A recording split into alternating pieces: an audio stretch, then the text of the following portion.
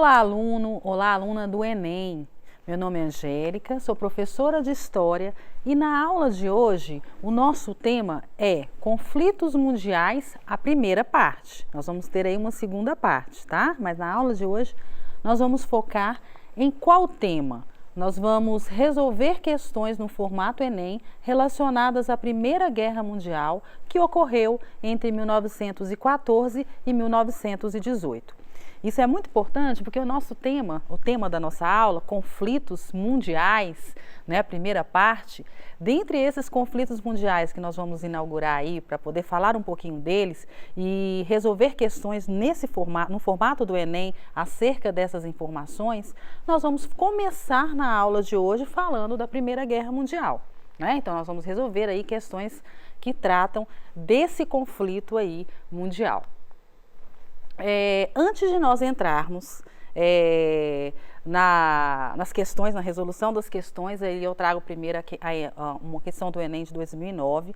É importante a gente resgatar algumas informações aqui que são essenciais, até para que a gente possa entrar aí nesse universo da Primeira Guerra Mundial. Primeiro fator importante aí que vai contribuir para a eclosão da Primeira Guerra Mundial, que vocês devem se lembrar aí de casa, é o imperialismo. Imperialismo do século XIX, vocês podem ver aí também, ler em algum outro documento ou alguma outra fonte com tema assim, com nome, a nomenclatura assim, neocolonialismo, ou seja, novo colonialismo. O que diferencia do século XIX, esse neocolonialismo, esse novo colonialismo ou o imperialismo, é que nós vamos ter ali na corrida, disputando o mercado, vários países já industrializados. Vocês devem se recordar que a primeira fase da Revolução Industrial, a Inglaterra reinava soberana, ali sozinha praticamente, enquanto um país industrializado. A partir, do século XIX, a gente já percebe que outros vários países estão também industrializados, até aqueles que tardiamente conseguiram se unificar, como a Alemanha e como a Itália, vão estar também correndo atrás do prejuízo. Imperialismo, então, neocolonialismo, nós estamos falando de um contexto histórico importante e que está relacionado à Primeira Guerra Mundial, porque demonstra ali umas desavenças entre grandes potências industriais. Disputando o quê, professora? Disputando áreas coloniais, neocolonialismo. E onde são essas áreas coloniais que nós estamos nos referindo aqui? Nós estamos falando principalmente da África e da Ásia. Em determinados momentos, como por exemplo lá na Conferência de Berlim, essas nações europeias vão sentar numa mesa e vão dividir como um bolo esses continentes, entendendo ali que aqueles lugares vão possibilitar o acesso à matéria-prima mais barata, inclusive ao mercado consumidor. Então aí a gente já começa a perceber que também, apesar deles estarem ali distribuindo, nessa conferência de Berlim, as melhores partes desse bolo não vão ficar para todo mundo, Então a gente tem aí as desavenças sendo construídas ou até mesmo aprofundadas dentro desse contexto. Então, imperialismo não pode esquecer. Outra informação importante aí, outro fator importante para a gente compreender a Primeira Guerra Mundial é estarmos aí falando da corrida armamentista. Ah, professora, mas corrida armamentista num contexto de Belle Époque, eu lembro que tinha Belle Époque aí no meio. E tem mesmo, galera. Nós estamos falando de um momento também em que há uma revolução científica e tecnológica muito significativa. Nós estamos falando de uma França, numa Paris, que agora tem a noite, como ostentação aí, as luzes vão possibilitar a vida noturna, a boemia. E para quem analisa somente a Belle Époque, jamais pensaria que uma guerra poderia eclodir.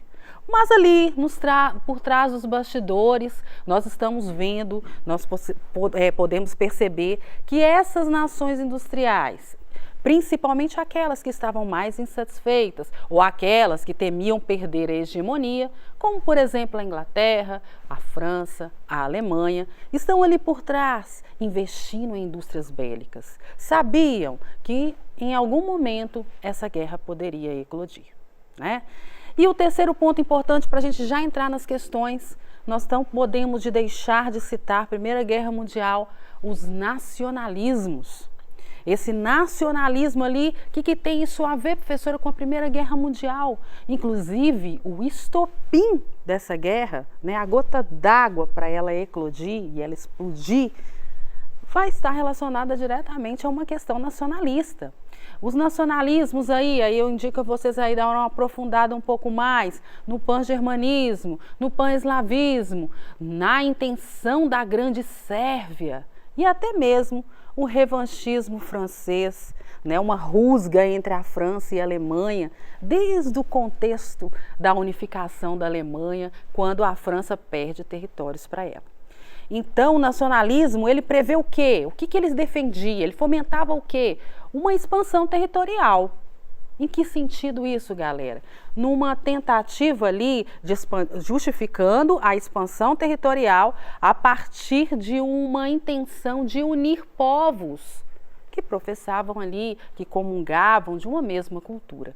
Então, tudo isso, todos esses ingredientes aí vão fazer com que em 1914 essa bomba, bum, exploda. E a gente tem aí a eclosão da Primeira Guerra Mundial, né? E falando em estopim, lembrando aí, o estopim dessa guerra foi o assassinato do Francisco Ferdinando, um herdeiro ao trono austro-húngaro. E a partir daí, depois desse assassinato, o Império Austro-Húngaro vai requerer saber mais sobre isso, vai colocar a culpa na Sérvia.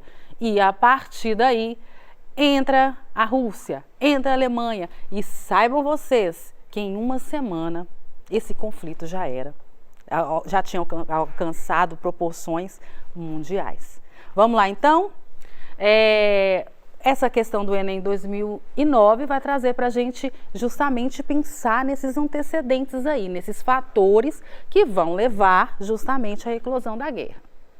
A primeira metade do século XX foi marcada por conflitos e processos que a inscreveram como um dos mais violentos períodos da história humana. Entre os principais fatores que estiveram na origem dos conflitos ocorridos durante a primeira metade do século XX estão: letra A, a crise do colonialismo, a ascensão do nacionalismo e do totalitarismo. Letra B, o enfraquecimento do Império Britânico, a Grande Depressão e a corrida nuclear. Letra C, o declínio britânico, o fracasso da Liga das Nações e a Revolução Cubana. Letra D, a corrida armamentista, o terceiro mundismo e o expansionismo soviético. E a letra E, a Revolução Bolchevique, o imperialismo e a unificação da Alemanha. Qual dessas aí, pensando naquilo que a gente já começou a falar aqui, para poder entrarmos nesse assunto, e também pensando nos desdobramentos dessa Primeira Guerra Mundial, né? Você aí de casa, que já estudou a fundo aí a Primeira Guerra Mundial, sabe que ela vai trazer alguns desdobramentos, né? Que vai levar, inclusive, um deles, muito importante, que é a própria Segunda Guerra Mundial, né? Então, vamos lá. Qual que você aí de casa marcaria?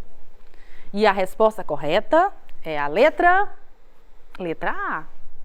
A crise do colonialismo, no sentido da gente ter ali uma disputa por essas áreas coloniais. A própria corrida armamentista que eu falei agora há pouco, galera, ela tinha a intenção de fazer o quê? Proteger, né, essas nações industriais queriam ali proteger os seus domínios coloniais. Então agora nós podemos citar essa questão da crise desse colonialismo no sentido dessa disputa, né, que vai levar aí a essa Primeira Guerra Mundial. A própria ascensão do nacionalismo, que nós falamos aqui agora há pouco também, né? Pan-germanismo, a intenção dessas nações de buscarem uma ampliação territorial no sentido de agregar ali, né, povos de uma mesma cultura, né? Então o nacionalismo ele é sim um fator importante. E nós, inclusive, acabamos pensando na Segunda Guerra Mundial porque tratamos muito dessa questão nacionalista também na Segunda Guerra Mundial, né, galera? Quando nós falamos do Hitler, no espaço vital, essa questão do nacionalismo, ela também é forte lá na Segunda Guerra Mundial, mas ela já começa aqui, né? Então a gente também, por isso que é importante a gente conhecer um pouco, aprofundar um pouquinho na Primeira Guerra Mundial, porque a gente entende melhor a Segunda a partir do momento que a gente compreende, né, como a Primeira Guerra Mundial aconteceu, o que ela vai modificar na Europa, né, e o que ela vai trazer de novo, de desdobramento. O totalitarismo é um desses desdobramentos, né? Os regimes totalitários, eles surgem ali num período que nós vamos chamar aí de período entre guerras, né? É o período entre a Primeira Guerra Mundial e a Segunda Guerra Mundial, né? E a gente tem esses regimes totalitários aí como um desdobramento dessa Primeira Guerra Mundial, né? O fortalecimento de políticos, né, de lideranças que vão entender que é preciso ali uma intervenção do Estado na economia, coisa que lá na época do imperialismo, que vai fazer com que a Primeira Guerra Mundial aconteça, o que prevalecia era a ideia, a teoria do liberalismo econômico, do Adam Smith, que dizia que a economia tem que se autorregular e que o Estado não tinha a função de intervir, né? Então nós temos aqui um desdobramento, crise de 1929 e, consequentemente, o que vai acontecer aí o que aconteceu dentro desse contexto é a ascensão dos regimes totalitários. Uma questão muito importante, porque olha só, além de cobrar um entendimento de que a Primeira Guerra Mundial ela vai eclodir por causa desses fatores do colonialismo, da ascensão do nacionalismo, mas ela cobra também um entendimento de que a Primeira Guerra Mundial vai gerar, né, modificações, transformações e construir um cenário bem peculiar aqui nesse contexto. A Liga das Nações, que trata aqui a letra C, é um embrião da ONU, hein? Organização das Nações Unidas. A ONU é criada no final da Segunda Guerra Mundial, enquanto a Liga é criada no final da Primeira Guerra Mundial. A Liga não vai dar muito certo, né? Porque até mesmo o seu ali, vamos dizer assim, seu idealizador, né? Que foram os Estados Unidos, na pessoa ali do presidente Woodrow Wilson, que vai lá escrever aqueles 14 pontos, né? Ele mesmo, os Estados Unidos mesmo, não vai participar diretamente, né, da ação, né, de estarem ali quando ela for criada. Ele não vai ser um participante ativo. Estamos entendidos? Todo mundo comigo até esse momento? Podemos avançar para mais uma questão? Então vamos lá.